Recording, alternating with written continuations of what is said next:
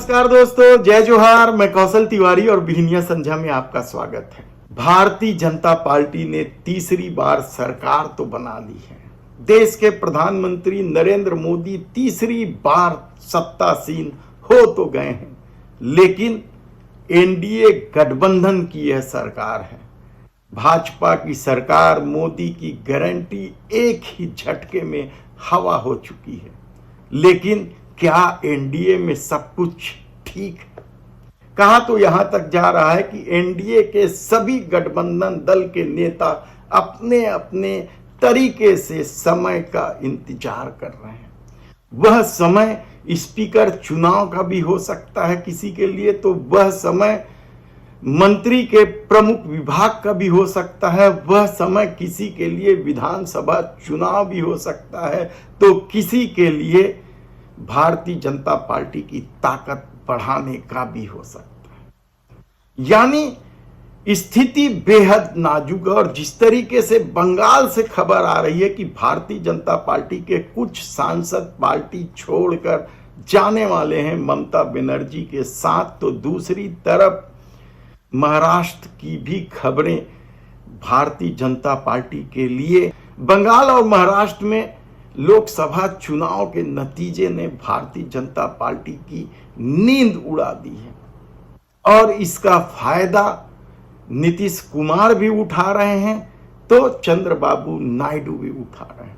हालांकि विभागों के बंटवारे के मामले में नरेंद्र मोदी और अमित शाह ने अपनी चलाई है, तो दूसरी तरफ मोहन भागवत आरएसएस के प्रति गुस्सा कम करने के लिए देश के प्रधानमंत्री नरेंद्र मोदी के साथ नूरा कुश्ती में व्यस्त हैं।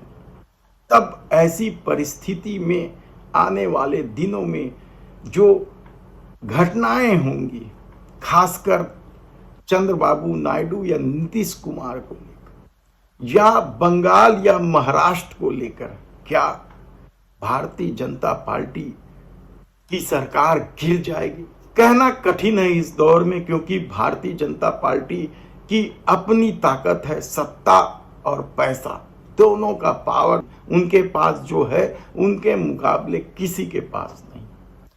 तब ऐसी परिस्थिति में महाराष्ट्र में क्या होगा?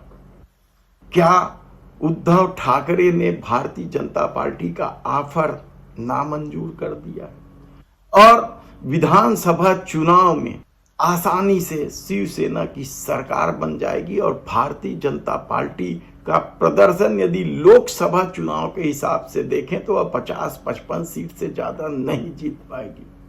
शिंदे भी आधे में हो जाएंगे, अभी 36-38 विधायक हैं उनके पास। और अजित पवार का क्या होगा? क्योंकि लोकसभा चुनाव में तो उनका प्रदर्शन सबसे खराब रहा है। तब क्या वे अपने चाचा के शरण में चले जाएंगे? यह भाजपा के लिए बड़ी बेचैनी की बात है। और ऐसा हुआ तो यकीन मानिए कि भारतीय जनता पार्टी महाराष्ट्र में अपना सुपड़ा साफ खुद करवा लेगी। हालांकि नितिन गडकरी को लेकर कई तरह के सवाल हम विस्तार से बताएंगे कि उन्हें सड़क परिवहन ही क्यों दिया गया, किस तरीके से उन पर आरोप थे, उसके बाद भी उन्हें सड़क परिवहन क्यों दिया गया, किसके दबाव में दिया गया, यह हम फिर कभी विस्तार से बताएंगे। लेकिन बंगाल से जो खबरें आ रही कि भारतीय जनता पार्टी के कई सांसद, 3 सांसदों के तो नाम भी सामने आ गए कि वे टीएमसी में कल ही ज्वाइन कर लेना चाहते हैं। तब हरियाणा में क्या होगा? क्या हरियाणा में हुड्डा के खिलाफ कोई माहौल पैदा किया जाएगा, उन्हें तोड़ने की कोशिश की जाएगी? झारखंड में भी नए सिरे से तोड़फोड़ होगी? कहना कठिन है, क्योंकि दोनों ही राज्यों में भारतीय जनता पार्टी का प्रदर्शन लोकसभा में कमजोर रहा है।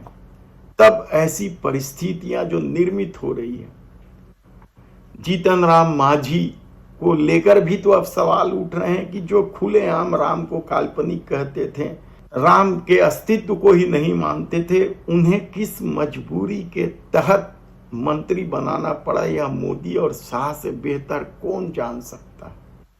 क्या बिहार से बगावत के सुर उठेंगे या फिर आंध्र प्रदेश से? कहा जा रहा है कि एनडीए की राह बेहद मुश्किल है और देश के प्रधानमंत्री नरेंद्र मोदी अपने सबसे कठिन दौर से गुजर रहे हैं, क्योंकि पार्टी के भीतर भी अब असंतोष के स्वर धीरे धीरे ही सही उठने लगे। देखना है कि इस मुश्किल राह को देश के प्रधानमंत्री नरेंद्र मोदी और चाणक्य माने जाने वाले अमित शाह किस तरह से आसान बनाते हैं। धन्यवाद।